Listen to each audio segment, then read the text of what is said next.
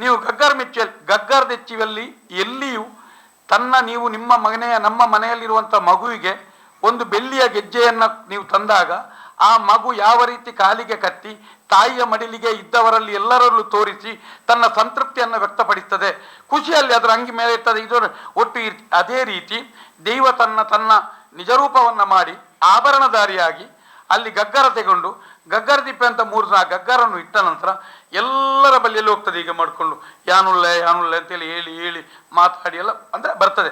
ಅಂದರೆ ಅಲ್ಲಿ ಅದರ ಸಂತೃಪ್ತ ಭಾವವನ್ನು ವ್ಯಕ್ತಪಡಿಸುವಂಥದ್ದು, ಅದರ ಖುಷಿಯನ್ನು ವ್ಯಕ್ತಪಡಿಸುವಂಥದ್ದು. ನಂತರ ಆ ಸಮಯದಲ್ಲಿ ಈಗ ಇವರೆಲ್ಲ ಮೊನ್ನೆ ಎಣ್ಣೆ ಬುಲ್ಲೆ ಕೊಟ್ಟಾಗ ಈಗೆಲ್ಲ ಕೈ ಕಾರು ಮೇಲೆ ಮಾಡಿದ್ರಲ್ಲ, ಅದು ಇಲ್ಲ. ಅದು ಎಲ್ಲಿ ಮಾತಾಡ್ಬೇಕು, ದೈವ ಬಾಯಿ ಬಿಡುಪುಣೆ ಅಂತ ಒಂದು ನಿಯಮ ಇದೆ. ಬಾಯಿ ಬಿಡುಪುಣೆ ಯಾವಾಗ ಬಾಯಿ ಬಿಡಬೇಕು? ಅದು ನಿಮಗೆ ಇದು ಗಗ್ಗರದೆಚ್ಚಾಗಿ ಅನಿಯಲ್ಲಿ ಅಲ್ಲಿ ಸಂಧಿ ಆಗಿ ದೈವ ಗರ್ಭಗುಡಿಗೆ ತಿರುಗಿ ನಿಲ್ತದೆ. ತಿರುಗಿ ನಿಂತಾಗ ಸಂಬಂಧಪಟ್ಟವರೆಲ್ಲರೂ ಅದರ ನಂತರ ಬರುವಂಥದ್ದು ಜೋಗ. ಅಲ್ಲಿ ನಿಮಗೆ ಇದು ಕಾಲಾದಿ ಕೊರ್ಪುಣಂಚಿನ ದೇವೆ ಸಂತೋಷರು ಕೈಕೋಣಂತೇಳಿ ಆ ಹೂ ಹಾಕಿದ ತಕ್ಷಣ ಶರೀರದಲ್ಲಿ ಆವೇಶ ಬರ್ತದೆ. ಅಲ್ಲಿಂದ ಆರಂಭ ಆಗ್ತದೆ. ಅಲ್ಲಿಂದ ಮತ್ತೆ ಬಲಿ ಬರ್ತದೆ. ಬಲಿ ಬಂದ ನಂತರ ಪೀಠಕ್ಕಾಗ್ತದೆ. ಪೀಠದಲ್ಲಿ ಬಾಯಿ ಬಿಡ್ತದೆ. ಬಾಯಿ ಬಿಡಬೇಕಿದ್ರು ನಿಮಗೆ ನೇರ ಬಂದವನಿಗೆ ಬಿಂಗಾರ ಕೊಡುವ ನಿಯಮ ಇಲ್ಲ.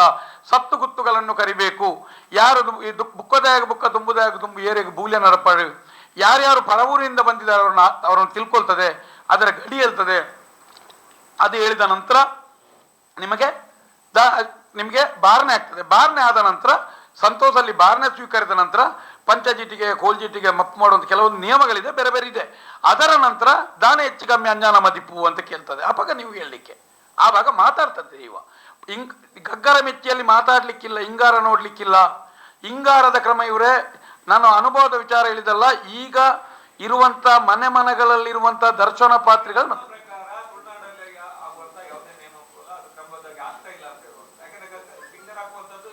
ಯಾಕೆ ನೀವು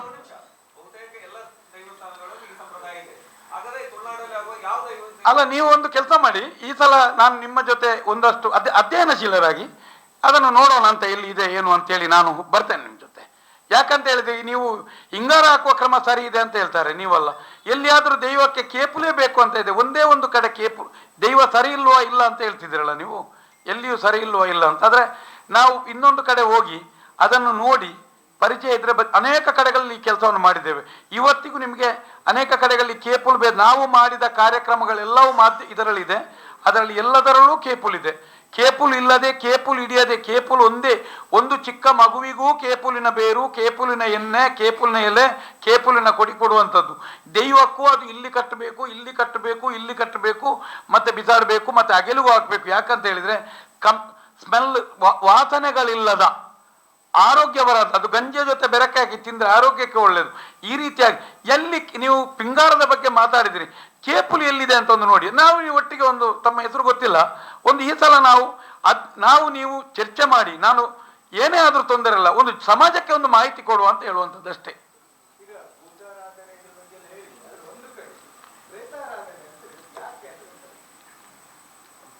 ಮಕ್ಕಳಗಟ್ಟಲ್ಲಿ ಬಂದಿದ್ದ, ಅಲಿಯಕಟ್ಟಲ್ಲಿ ಬರ್ತಿದ್ದ, ಗ್ರಾಮ ಸಂಬಂಧಿ ಬಂತ ಗೊತ್ತಿಲ್ಲ.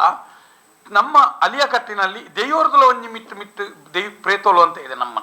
ನಮ್ಮ ಈ ಅಲಿಯಕಟ್ಟಿನಲ್ಲಿ ದೈವೋಲೆರ್ದುಲ ಒಂಜಿ ಮಿಟ್ಟು ಅಂತ ಹೇಳುವಂಥದ್ದು. ಯಾಕಂತ ಹೇಳಿದ್ರೆ ಇಲ್ಲಿ ಪ್ರೇತಗಳಿಗೆ ನಮ್ಮಲ್ಲಿ ಆರಾಧನೆ ಜಾಸ್ತಿ, ಪ್ರಾರ್ಥನೆ ಜಾಸ್ತಿ, ಎಲ್ಲವೂ ಜಾಸ್ತಿ ಇದೆ. ಪ್ರೇತಾರಾಧನೆ 16ಕ್ಕೆ ಸೇರಿಸಿ 16ರೊಟ್ಟಿಗೆ ಸೇರುವಂಥ ಪ್ರೇತಾರಾಧನೆಗೆ ಮಹತ್ವ. ಯಾಕಂತ ಹೇಳಿದ್ರೆ ಇಲ್ಲಿ 2 ಥರದ ದೈವಗಳು ಇಲ್ಲಿ ಆರಂಭವಾಗಿದೆ. ಒಂದರ ಈಗ ಬಾಣಬಳತನ ಭೂಮಿ ಉಂಡಾಯನೆ ಮುಟ್ಟ, ಸೂರ್ಯಚಂದ್ರ ಅವರೇ ಮುಟ್ಟ ಅಂತ ಹೇಳಿದ್ರೆ ಈಗ ಜುಮಾದಿ, ಮಲರಾಯ, ಕೊಡಮಂದಾಯ, ಜಾರಂದ ಇಂಥ ನಿಮಗೆ ಪಂಜುರ್ಲಿ ಇಂಥ ಬೇರೆ ಬೇರೆ ದೈವಗಳು ಬೆಮ್ಮೆರ ಜೊತೆಯಲ್ಲಿ, ಬೆಮ್ಮೆರ ಸಿಟ್ಟಿಯ ಜೊತೆಗೆ ಬೆಮ್ಮೆರ ಜೊತೆ ಬಂದದ್ದು. ಅದಕ್ಕಾಗಿಯೇ ಎಲ್ಲ ಕಡೆಗಳಲ್ಲಿಯೂ ಈಗ ನೇಮ ಆಗಬೇಕಿದ್ರೆ ಬೆಮ್ಮೆರ ಒಂದು ಬಲಿಯನ್ನು ಎಲ್ಲಿಯೂ ಇಡ್ತಾರೆ ನೋಡಿ. ಎಲ್ಲಿಯೂ ಬೆಮ್ಮೆರ ಸುತ್ತ ಇಡಬೇಕು. ಒಂದು 3 ಕಾಲಿನ ಇದರೊಳಗಡೆ ಒಂದು ಬಲಿ ಇದೆ. ಬಲಿಯ ಒಳಗೆ ಅನ್ನದ ಮುದ್ರೆ ಇದೆ. ಮುದ್ರದ ಒಳಗೆ ಒಂದು ಬಲಿಕುತ್ತು ಇದೆ. ಆ ಬಲಿಕುತ್ತಿನೊಳಗೆ ನೆಯ್ಯಿ, ಪೇರು, ಬೇರೆ ಬೇರೆ ಪುರ್ಪಗಳನ್ನು ಇಡ್ತೇವೆ. ಕೆಳಗೆ ಒಂದು ಮಂಡಲ ಹಾಕ್ತೇವೆ ಸೇಡಿದ್ದು, ಅದರಲ್ಲಿ ಒಂದು ಎಳೆ ಹಾಕ್ತೇವೆ. ಅದರ ಮೇಲೆ ಭತ್ತ, ಅದರ ಮೇಲೆ ಅಕ್ಕಿ, ಒಂದು ತೆಂಗಿನಕಾಯಿ ಇಟ್ಟು ಅದನ್ನು ಬೆಮ್ಮೆರ ಸುತ್ಯ ಅಂತ ಹೇಳಿದೆ. ಬೆಮ್ಮೆರ ಸುತ್ಯ ಮಾಡಿ ಬಾಲೋಲಿ ಕಟ್ಟಿದೆ. ಅದು ಬೆಮ್ಮೆರ ಜೊತೆ ಬಂದದ್ದು.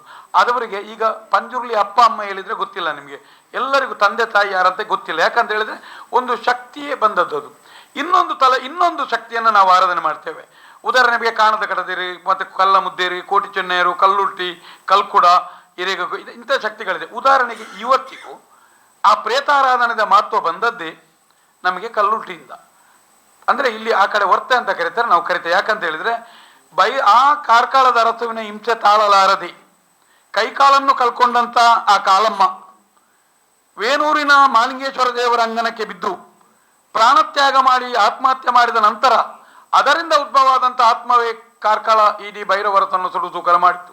ಇವತ್ತಿಗೂ ನಮ್ಮ ಮನೆಯಲ್ಲಿರುವಂಥ ಅದು ಒಂದು ದಿವ್ಯ ಆತ್ಮ ಆರಾಧನೆ ಮಾಡಬೇಕು. ಪಂಜುರ್ಲಿಯ ಜೊತೆ ಪ್ರಧಾನವಾಗಿರುವಂಥದ್ದು ಪಂಜುರ್ಲಿ. ಈಗ ನಾನು ಮೊನ್ನೆ ಅಲ್ಲಿಯೂ ನಾನು ಪಂಜುರ್ಲಿಯನ್ನು ಎಲ್ಲಿಯೂ ಮಾತಾಡಲಿಲ್ಲ, ಹೆಸರಿನ ಬಗ್ಗೆ ತಕರಾರಿದ್ದದ್ದು. ಯಾಕಂತ ಹೇಳಿದ್ರೆ ನಮ್ಮ ಗುರು, ಈಗ ನೀವು ಹೋದಲ್ಲೆಲ್ಲ ಗುರು ಕೈ ಬಿಡ್ಪುಣೆ, ದೈವಾನುಕೂಲ ಇಲ್ಲ, ದೈವಾಧೀನರಾದರು, ಇದೆಲ್ಲವೂ ಪಂಜುರ್ಲಿಗೆ ಸಂಬಂಧಪಟ್ಟ ವಿಚಾರ. ಈ 16ಕ್ಕೆ ಸೇರಿಸುವುದಿಲ್ಲ, ಪಂಜುರ್ಲಿಗೆ ಕೊಡುವಂಥದ್ದು, ಸೇರುವಂಥದ್ದು. ಹಾಗಾಗಿ ನಮ್ಮ ಅಲಿಯ ಕಟ್ಟಿನ ನಿಯಮದ ಪ್ರಕಾರ ಪ್ರೇತಾರಾಧನೆ, ಪ್ರೇತವು ನಮ್ಮಲ್ಲಿ ಇದ್ದೇ ಇದೆ. ಮಕ್ಕಳ ಕಟ್ಟಿನಲ್ಲಿ ಅದನ್ನು ಮೋಕ್ಷ ಕೊಡ್ತಾರೆ. ಅಲ್ಲಿ ನಿಮಗೆ ವರ್ಷಕ್ಕೊಮ್ಮೆ ಶಾರದ ಮಾತ್ರ.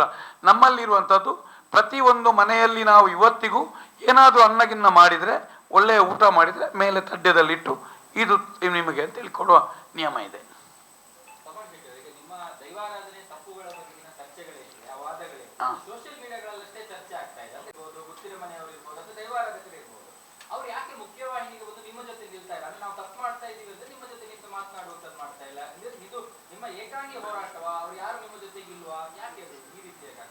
ಇಲ್ಲಿ ಏನಂತ ಹೇಳಿದ್ರೆ ನೋಡಿ, ಈ ಮುಂಚೆ ಪ್ರತಿ ಮನೆಯಲ್ಲೂ ಒಂದೊಂದು ಹಿರಿತನಗಳೆಲ್ಲಿತ್ತು. ಈಗಿನ ಪರಿಸ್ಥಿತಿ ಏನಾಗಿದೆ ಅಂತ ಈ ತಲೆಮಾರು, ಈಗ ಮುಂದಿನ ತಲೆಮಾರು, ನಾವೆಲ್ಲ ನಮಗಿಂತ ನೀವು ಕಿರಿಯರಿದ್ದೀರಾ, ಖಂಡಿತ ನೋಡ್ತೀರಿ ಇದೆಲ್ಲ ಪಾಲನೆ ಆಗ್ತದೆ. ಈ ಸ್ವತಂತ್ರ ಭಾರತದ ನಮ್ಮ ಭೂಮಸೂದೆ ಕಾನೂನಿನ ನಂತರದ ದಿನಗಳಲ್ಲಿ ಅನೇಕ ಜನರಿಗೆ ಏನಾಗಿದೆ ಅಂತ ಹೇಳಿದ್ರೆ, ಈಗ ಪ್ರಸ್ತುತ ಅವರಿಗೆ ಅದರ ಮೇಲಿನ ಹೆಸರು ಮಾತ್ರ ಬೇಕು. ಈಗ ನಿಮಗೆ ಬೇಕಾಗುದು ಎಲ್ಲವನ್ನು ಮಾಡ್ಕೊಳ್ತೀರಿ. ಬಟ್ಟೆ ಬೇಕು, ಮತ್ತೆ ಬೇಕು, ಊಟ ಬೇಕು, ತಿಂಡಿ ಬೇಕು, ಎಲ್ಲ ಬೇಕು. ಹಿರಿಯರು ತೋರಿದೆ ಒಂದು ಕಾರನ್ನು ಕೊಡ್ತಾರೆ ನಿಮಗೆ. ಈಗ ನಿಮ್ಮ ಅಪ್ಪನ ಹತ್ರ ಒಂದು ಕಾರ್ ಇದೆ, ಮಗ ಇದೊಂದು ನಿನಗಿರಲಿ, ಆದರೆ ಕಾಲಕ್ಕೆ ಆಯಿಲ್ ಚೇಂಜ್ ಮಾಡು, ಇಲ್ಲಿ ಮಾಡು, ಹಾಗೆ ಏನಾದ್ರು ಮಾಡ್ತೀವಿ. ಇವು ಅಳತ್ತ ಅಂತೇಳಿ ನೀವು ಏನು ಮಾಡ್ತೀರಿ, ಒಂದೊಂದನ್ನೇ ಬಿಟ್ಟು ಒಂದಿನ ದಾರಿಯಲ್ಲಿ ನಿಲ್ತದೆ. ಆ ಥರ ಆಗಿದೆ ನಮ್ಮ ಈಗ ದೈವಾರಾಧನೆ. ಯಾಕಂತ ಹೇಳಿದ್ರೆ ನೀವು ಈಗ ಅವನಿಗೆ ದೈವಾರಾಧನೆ ಬಗ್ಗೆ ಆ ಗೊತ್ತಿನವನಿಗೆ ಇದಿಲ್ಲಲ್ಲ, ನೀವು ಅವನನ್ನು ಕರೆದು ಒಂದು ಚಿಕ್ಕ ಬೊಂಡ ಕೊಡಿ ಅಂತ ಅವನಿಗೆ ಹೇಳ್ತಾನೆ, ದಾನೆ ತೋಜ್ಜ ಬೊಂಡದಾನ ಎಲ್ಲಿ ಅಂತ ಕೇಳ್ತಾನೆ ಅವನು. ಅಂದ್ರೆ ಆ ಗುತ್ತಿನ ಅವನ ವ್ಯಕ್ತಿಗೆ ತೊಂದರೆ ಆದಾಗ ಅವನಿಗೆ ನೋವಾಗ್ತದೆ.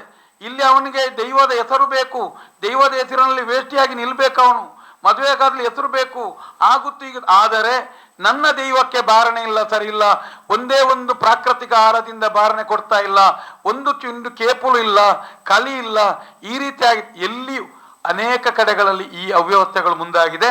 ಯಾವ ಮನೆಯ ಗುತ್ತಿನ ಮನೆಯ ಕಂಬಲಗಳು ಸಾಗೋಲಿ ಆಗದೆ ಬಿದ್ದಿದ ಆ ನಿನ್ನ ಮನೆ, ಆ ಗುತ್ತಿನ ಮನೆಗಳು ನಾಶ ಆಗಿದೆ. ನಿಮಗೆ ವಿಜಯ ಬ್ಯಾಂಕ್ ಮುಳುಗಡೆ ಆದಾಗ ನೋವಾಗಿದೆ, ಗುತ್ತಿನ ಮನೆಗಳು ನಾಶ ಆದಾಗ ನೋವಾಗ್ಲಿಲ್ಲ, ಕಂಬಲ ಗದ್ದೆಗಳಿದಾಗ ನೋವಾಗ್ಲಿಲ್ಲ. ಆದರೆ ಇದು ಏಕಾಂಗಿ ಹೋರಾಟ ಆಗಲಿಕ್ಕೆ, ಇದು ಸಾರ್ವತ್ರಿಕವಾದ ಸಂಘಟನಾತ್ಮಕ ಹೋರಾಟವಲ್ಲ. ಇದು ದೈವಾರಾಧನೆ ಏನು ಅಂತ ಹೇಳಿದ್ರೆ ಅನೇಕ ಕಡೆಗಳಲ್ಲಿ ನಮಗೆ ನಾವು ಹೇಳ್ತೇವೆ ಇದೆಲ್ಲ ಬೇಡ, ಏನಂತ ಗೊತ್ತಾ, ಒಂದು ಬಿಸಾಡಿ ಬಿಡುವ, ಇದು ಪ್ರಕೃತಿಯಲ್ಲಿ ತೇಲಾಡ್ತಾ ಇರಲಿ, ಇದು ನಮ್ಮ ಉದ್ದೇಶ ಅಷ್ಟೇ. ಏನಾಗ್ತದೆ ಅಂತ ಹೇಳಿದ್ರೆ, ಒಂದು ನೀವು ಇದನ್ನು ಪರಿವರ್ತನೆ ಮಾಡಲಿಕ್ಕೆ ಹೋಗ್ಲಿಕ್ಕೆ, ನಾನೇ ಅದರ ಇದು ಮಾಡಲಿಕ್ಕೆ, ಇದು ನೀವಾಗ್ಲಿ ನಾವಾಗ್ಲಿ ಹೋಗಬಾರ್ದು. ವಿಚಾರ ಇಷ್ಟೇ, ನಿಮಗೆ ಇಷ್ಟ ಇದ್ದರೆ ನೀವೀಗ ಮನೆಯಲ್ಲಿ ಹೋಗಿ ಹೆಂಡತಿ ಮಕ್ಕಳ ಹತ್ರ ಚರ್ಚೆ ಮಾಡಿ, ಸತ್ಯಾಂಶ ಇದ್ದರೆ ನಿಮ್ಮೊಟ್ಟಿಗೆ ನೀವು ಅದನ್ನು ಅಳವಡಿಸಿಕೊಂಡು ಬಂದು ಇದಾಗಬೇಕು ದೇವಾರಾಧನೆಯನ್ನ. ಇದು ಏಕಕಾಲದಲ್ಲಿ ನೀನು ಇದಮಿತ್ತಮ್ ಈಗ ಮತ್ತೆ ಎಲ್ಲ ಒಂದು ಅಗೇಲುಗಳೆಲ್ಲ ಇದು ಇದಮಿತ್ತಮ್ಮಾಗಿ ಈ ರೀತಿ ಅಂತ ನಿಯಮ ಅಲ್ಲ. ಒಂದು ದೈವದ ಅಗೇಲು ಅಲ್ಲ, ದೈವದ ನೇಮಗಳಂದ್ರೆ ಏನು? ನಿಮ್ಮ ಮನೆಯಲ್ಲಿರುವಂಥ ಅಕ್ಕಿ, ತೆಂಗಿನಕಾಯಿ, ಬಾಳೆ ಎಲೆ, ತಿರಿ, ಹೂ, ಎಣ್ಣೆ, ನೀರು, ಹಾಲು, ಆಯ್ತಲ್ಲ, ಒಟ್ಟು ಏನು ಹೇಳ್ತದೆ, ಪ್ರಾಕೃತಿಕವಾದ ಆಹಾರವನ್ನು ನಿಯಮಬದ್ಧವಾಗಿ ಸ್ವಚ್ಛವಾಗಿ ಕೊಡು. ಒಳ್ಳೆಯ ವಾಕ್ ಇರಲಿ.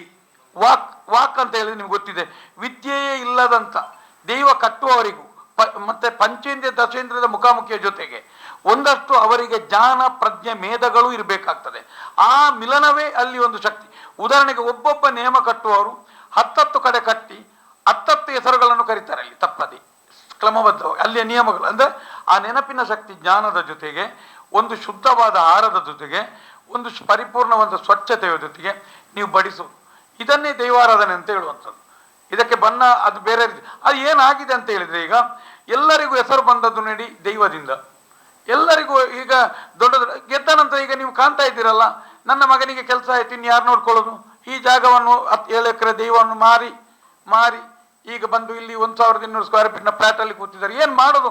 ನಮ್ಮಿಂದ ನಿಮ್ಮಿಂದ ಇದನ್ನು. ಆದರೆ ನಾವು ಎಲ್ಲರ ಹತ್ರ ಮಾಧ್ಯಮ ಮಿತ್ರರಾಗಲಿ, ಈಗ ನಾಳೆ ಎಲ್ಲರ ಹತ್ರ ಹೇಳುವಂಥದ್ದು ಇಷ್ಟೇ, ನಮ್ಮ ಕೆಲಸಗಳನ್ನು ಮಾಡ್ತಾ ಹೋಗೋಣ ಅಂತ ಹೇಳುವಂಥದ್ದು ಇಲ್ಲಿ ಇದು ನೋಡಿ. ಈಗ ನೀವು ಹೇಳ್ತೀರಲ್ಲ, ಇಷ್ಟು ವರ್ಷದಿಂದ ನಮ್ಮ ಒಂದು ಶಾಲಾ ಪಠ್ಯ ಪುಸ್ತಕಗಳಲ್ಲಿ ಆದರೂ ತುಳುನಾಡಿನ ದೈವಾರಾಧನೆಗೆ ಸಂಬಂಧಪಟ್ಟಂಥ ಒಂದು ದೈವಗಳ ಹೆಸರಾಗಲಿ, ದೈವದ ಆಹಾರ ಪದ್ಧತಿ ಆಗಲಿ, ದೈವದ ರೀತಿ ನೀತಿ ಆಗಲಿ, ಸಾರ್ವಜನಿಕವಾದಂಥ ವಿಚಾರಗಳ ಇದೆಯಾ? ಎಲ್ಲಿ ಜ್ಞಾನ ಸಿಗ್ತದೆ? ಹಿರಿಯರು ಹೇಳುವ ಪರಿಸ್ಥಿತಿ ಇರಲಿಲ್ಲ. ಒಂದು 80 ವರ್ಷದವನ ಎದುರು 12 ವರ್ಷದವನು ದೈವಕ್ಕೆ 1.5 ಗಂಟೆ ಪಾರಿ ಹೇಳ್ತಾನೆ.